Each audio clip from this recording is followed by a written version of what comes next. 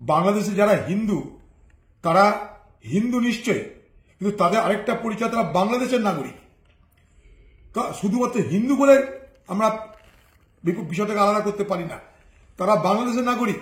বাংলাদেশে যারা হিন্দু বসবাস করে তারা সেখানে শতাব্দীর পর শতাব্দী মানে বংশানুক্রমে বসবাস করে, তাদের বংশানুক্রমে বসবাস করে। তাদের সঙ্গে ভারতবর্ষের অন্য কোনো সম্পর্ক নেই। কিন্তু তারা যেমন হিন্দু তেমনি অহিন্দু আছে, তেমনি ওখানে অনেক মুসলমান আছে, উদারবাদী মুসলমান, গণতন্ত্রপ্রেমী মুসলমান আছে। সর্বত্র বাংলাদেশ জুড়ে যে অরাজকতা চলছে, সেই অরাজকতার রেশ কিন্তু আমাদের রাষ্ট্রে, আমাদের রাজ্যে পড়ছে। আমাদের রাজ্যের মানুষ তারা অত্যন্ত চিন্তিত, তারা দিনরাত এই আলোচনায় চলছে। তো স্বাভাবিকভাবে বাংলাদেশের কোনো ঘটনা আমাদেরকে প্রভাবিত করে। তাই ভারত সরকারের পক্ষ থেকে উচিত যে বাংলাদেশ সরকারের সঙ্গে স্থায়ী একটা এই আমাদের সম্পর্ককে তৈরি করা আবার নতুন করে। কারণ হাসিনার পর যে সরকার এসেছে তাদের সঙ্গে ভারত সরকারের চেনা জানা কম, কূটনৈতিক সম্পর্ক নেই। স্বাভাবিক কারণে ভারতবর্ষ সরকারের প্রথম উচিত হবে বাংলাদেশের বর্তমান যে সরকারের পরিকাঠামো, সেই সরকারের পরিকাঠামোর সঙ্গে আলোচনা করে আমাদের যে বাংলাদেশের সঙ্গে যে আমাদের সম্পর্ক, সেই সম্পর্ককে স্বাভাবিক করা এবং বন্ধুত্বপূর্ণ করা। তারপরেই আমরা আমাদের কথা বলতে পারবো।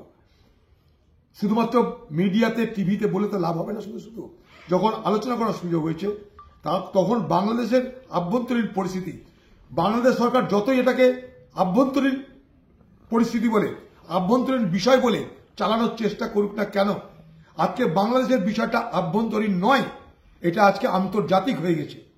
তাই আন্তর্জাতিক যে বিষয়, সেই বিষয়ে সকলের বড় অধিকার আছে। তাই বাংলাদেশের সরকার চাইবে যে এটা আমাদের আভ্যন্তরীণ বিষয় বলে তারা কাউকে যাতে এই ব্যাপারে কেউ মাথা না গলায়, তারা ব্যাপারে কোনো নাক না গলায়, তার জন্য বলার চেষ্টা করবে। কিন্তু আমাদের তরফ থেকে বলা দরকার যে এটা কিন্তু already it has assume A global dimension. এটা অলরেডি এটা একটা আন্তর্জাতিক বিষয় হয়ে দাঁড়িয়েছে। তাই লন্ডনেও, আমেরিকাতেও সর্বত্র এটা নিয়ে আলোচনা হচ্ছে। তাই স্বাভাবিকভাবেই আমাদের প্রথম দায়িত্ব হবে বাংলাদেশের সঙ্গে সম্পর্ক আবার পুনঃস্থাপিত করে বাংলাদেশের সরকারকে আমাদের বোঝানোর চেষ্টা করা এবং সেই সরকারকে প্রভাবিত করা যে আজকে বাংলাদেশের যে আভ্যন্তরীণ যে গণ্ডগোল হচ্ছে, সেই গণ্ডগোল কিন্তু শুধুমাত্র আমাদের জন্য ক্ষতিগ্রস্ত হবে তা নয়। বাংলাদেশে যারা সরকার পরিচালনা করবে তারা যদি প্রকৃত অর্থে গণতন্ত্র চায়, শান্তি চায়, তাহলে বাংলাদেশের পরিস্থিতিকে সেখানে যাচ্ছেন।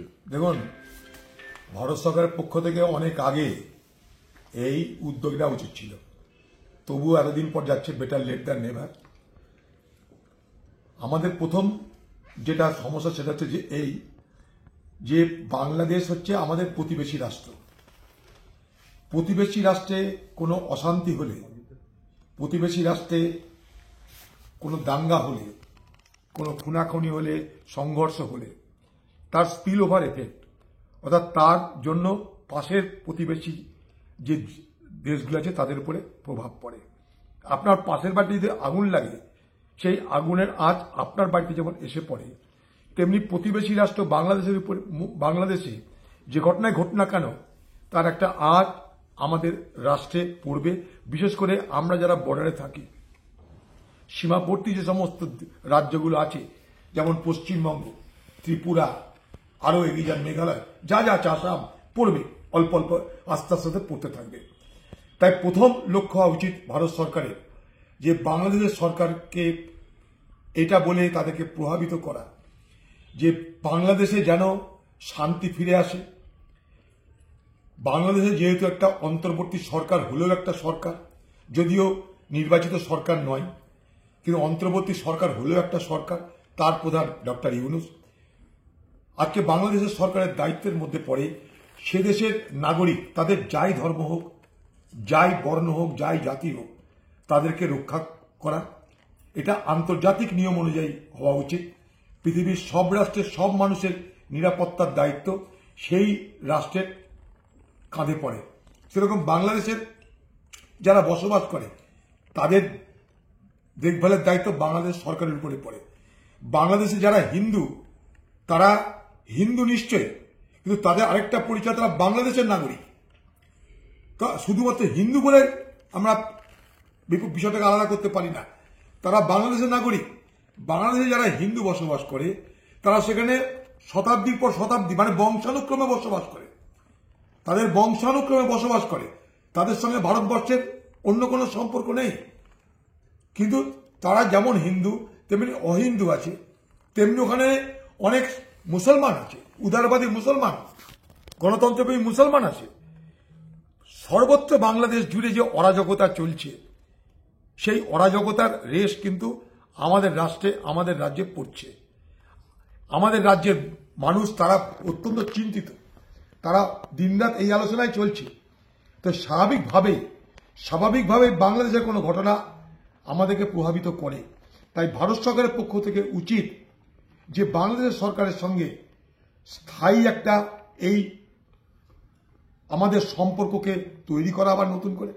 কারণ হাসিনার পর যে সরকার এসেছে তাদের সঙ্গে ভারত সরকারের চেনাজানা কম, কূটনৈতিক সম্পর্ক নেই। স্বাভাবিক কারণে ভারতবর্ষ সরকারের প্রথম উচিত হবে বাংলাদেশের বর্তমান যে সরকারের পরিকাঠামো সেই সরকারের পরিকাঠামোর সঙ্গে আলোচনা করে আমাদের যে বাংলাদেশের সঙ্গে যে আমাদের সম্পর্ক সেই সম্পর্ককে স্বাভাবিক করা এবং বন্ধুত্বপূর্ণ করা। তারপরেই আমরা আমাদের কথা বলতে পারবো। শুধুমাত্র মিডিয়াতে টিভিতে বলে তো লাভ হবে না। শুধু যখন আলোচনা করার সুযোগ হয়েছে তখন বাংলাদেশের আভ্যন্তরীণ পরিস্থিতি, বাংলাদেশ সরকার যতই এটাকে আভ্যন্তরীণ পরিস্থিতি বলে আভ্যন্তরীণ বিষয় বলে চালানোর চেষ্টা করুক না কেন, আজকে বাংলাদেশের বিষয়টা আভ্যন্তরীণ নয়, এটা আজকে আন্তর্জাতিক হয়ে গেছে। তাই আন্তর্জাতিক যে বিষয় সেই বিষয়ে সকলের বড় অধিকার আছে। তাই বাংলাদেশের সরকার চাইবে যে এটা আমাদের আভ্যন্তরীণ বিষয় বলে তারা কাউকে যাতে এই ব্যাপারে কেউ মাথা না গলায়, তারা মানে কোনো নাক না গলায় তার জন্য বলার চেষ্টা করবে। কিন্তু আমাদের তরফ থেকে বলা দরকার যে এটা কিন্তু already it has assume A global dimension. এটা অলরেডি এটা একটা আন্তর্জাতিক বিষয় হয়ে দাঁড়িয়েছে। তাই লন্ডনেও আমেরিকাতেও সর্বত্র এটা নিয়ে আলোচনা হচ্ছে। তাই স্বাভাবিকভাবেই আমাদের প্রথম দায়িত্ব হবে বাংলাদেশের সঙ্গে সম্পর্ক আবার পুনঃস্থাপিত করে বাংলাদেশের সরকারকে আমাদের বোঝানোর চেষ্টা করা এবং সেই সরকারকে প্রভাবিত করা যে আজকে বাংলাদেশের যে আভ্যন্তরীণ যে গণ্ডগোল হচ্ছে সেই গণ্ডগোল কিন্তু শুধুমাত্র আমাদের জন্য ক্ষতিগ্রস্ত হবে তা নয়। বাংলাদেশে যারা সরকার পরিচালনা করবে তারা যদি প্রকৃত অর্থে গণতন্ত্র চায়, শান্তি চায়, তাহলে বাংলাদেশের পরিস্থিতিকে স্বাভাবিক করা দরকার।